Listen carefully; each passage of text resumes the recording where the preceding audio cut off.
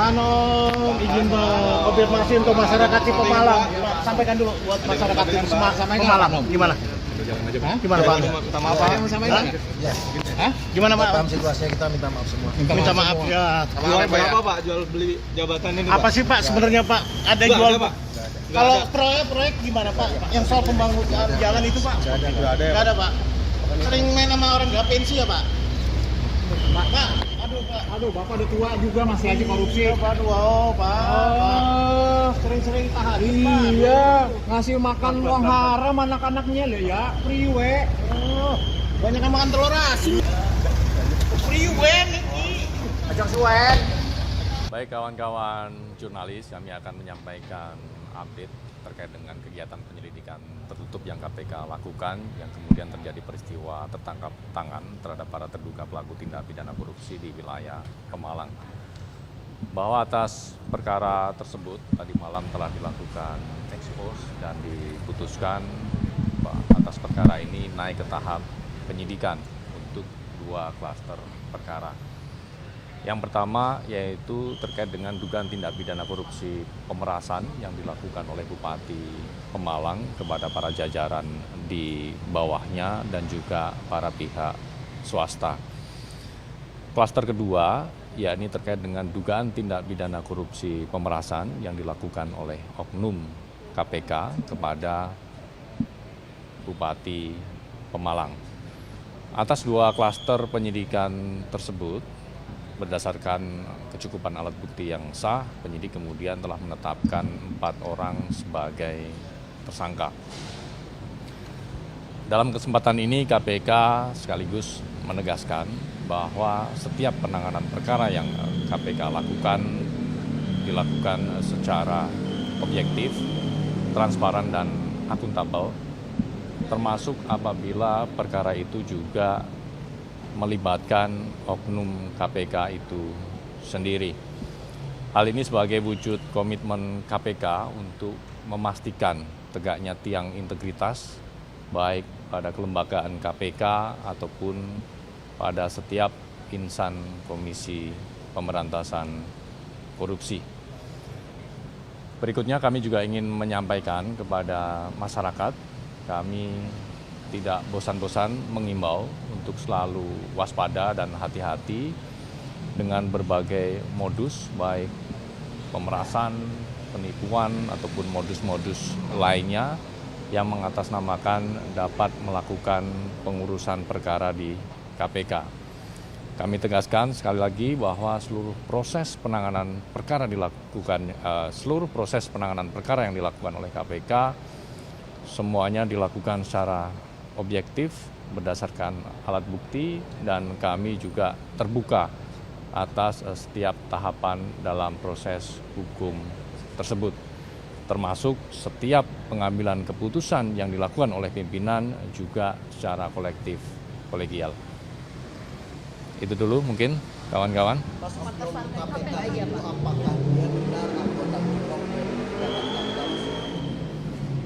Yang bersangkutan merupakan staf administrasi pada Komisi Pemberantasan Korupsi yang benar merupakan perbantuan ya dari instansi kepolisian.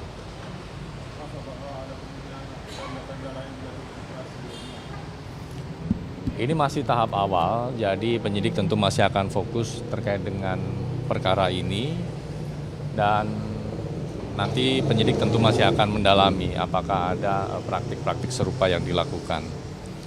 Tentunya bagi kami di internal KPK ini juga menjadi introspeksi, dan kami juga ke depan akan fokus untuk melakukan langkah-langkah korektif, langkah-langkah perbaikan baik melalui pendekatan sistem ataupun pendekatan individual, sehingga kita bisa melakukan mitigasi sejak dini, kita bisa melakukan pencegahan supaya persoalan-persoalan seperti ini tidak kembali terulang.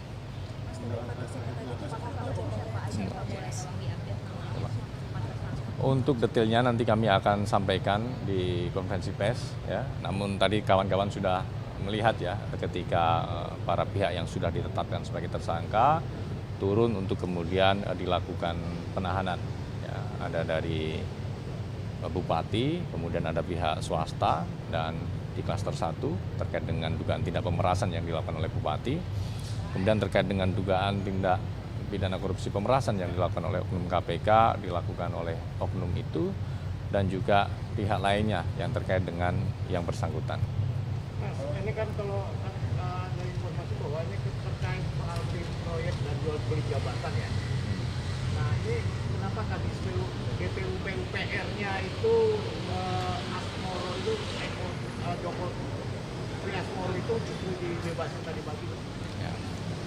Bahwa yang bersangkutan benar diamankan dan dilakukan pemeriksaan secara intensif, yang kemudian pemeriksaan itu juga berlanjut dilakukan di Gedung Merah Putih KPK, dan tentunya penetapan para pihak sebagai tersangka termasuk status hukum pihak-pihak yang diamankan, apakah kemudian ditetapkan sebagai tersangka atau saksi, tentunya semua berdasarkan kecukupan alat bukti yang berhasil diperoleh oleh tim penyidik.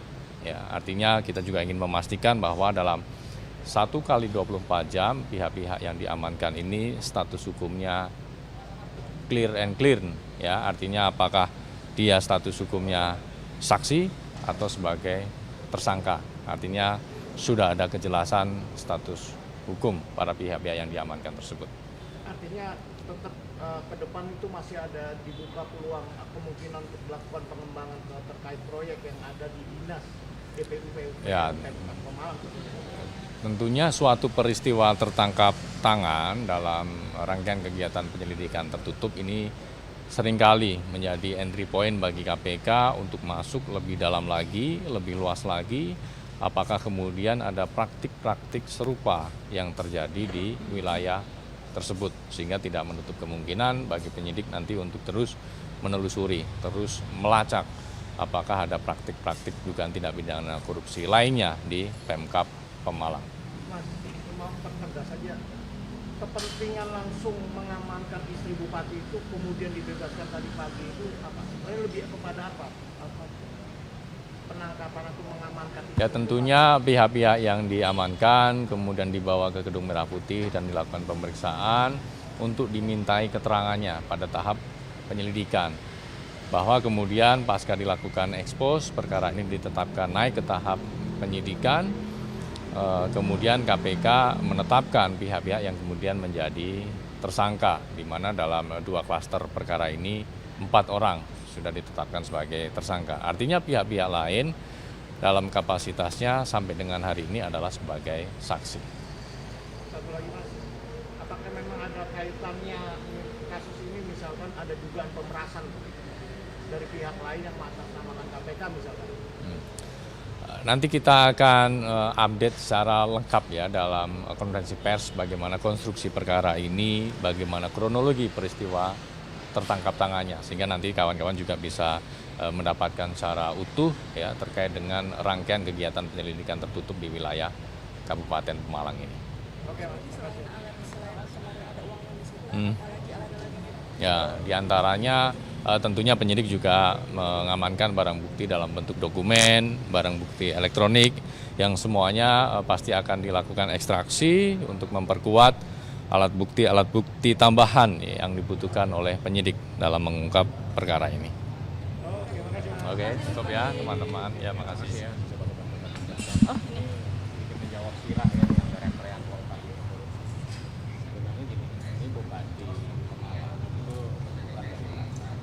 dia diusung oleh partai Golkar. Subscribe, share, like, and comment. Subscribe, share, like, and comment. Subscribe, share, like, and comment. Subscribe, share, like, and comment.